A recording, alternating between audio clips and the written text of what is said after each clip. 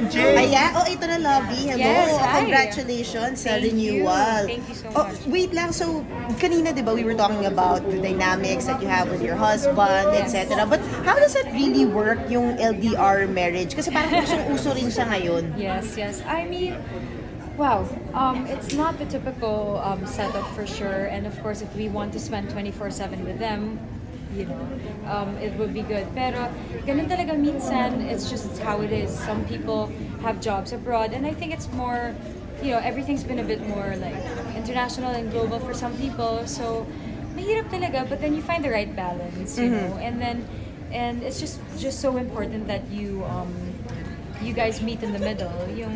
You find time. How long have you been in a relationship with Monty before you settled down? 4 years. 4 years. So, Yes. it was always the setup, no? Yes, we've always been. So, nung kinasal kayo, wala kayong, teka lang kailangan mas magkita tayo or kailangan more than 6 months tayong Yes. magkasama in a year? May conscious effort na this time.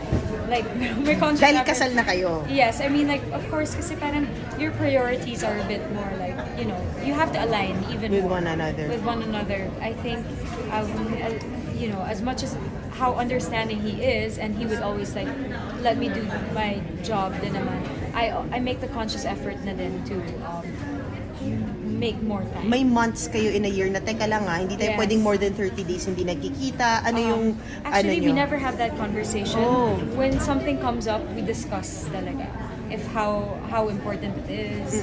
And yun, like now he's coming to me. He's flying here this time. So When is it?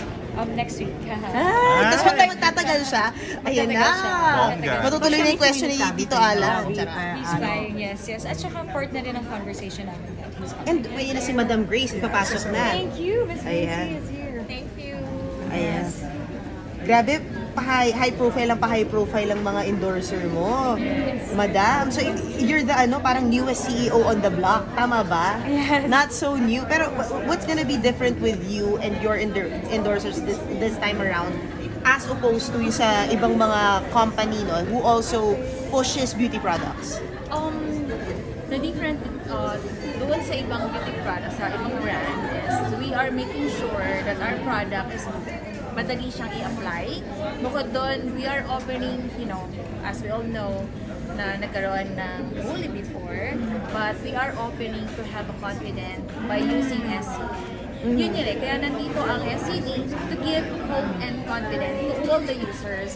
That's why we have skincare para to enhance your natural beauty. Parang ganda na wala kang pregnancy clause. Parang hindi na rin uso dapat yun, di ba? Dapat inclusive tayo kung ano man yung... We are supporting Miss Tabito kung whatever she wants kasi ang beauty products ng skin ng SCD is may pangbuntis naman din. Kaya natin So madali mag-shift yung pala yun. Madali i-shift sakali.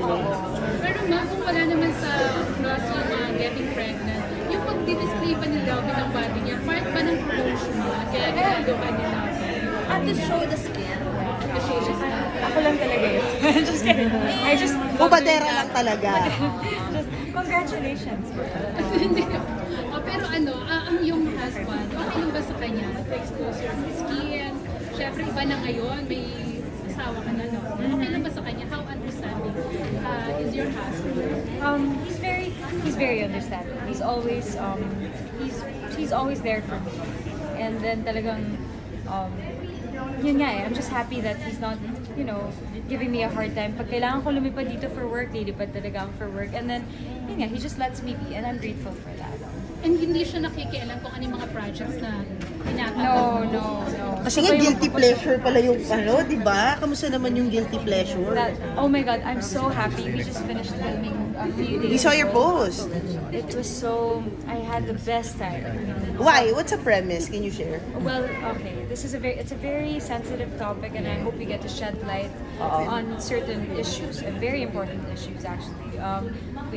You know, about consent, abuse of power, and accountability. Sexual content. Yeah, so consent. very sensitive topic, but I hope we get to shed light on it. Mukhang sinabayan ka ni Jameson sa katawan Oh my God, yeah, they both look so great.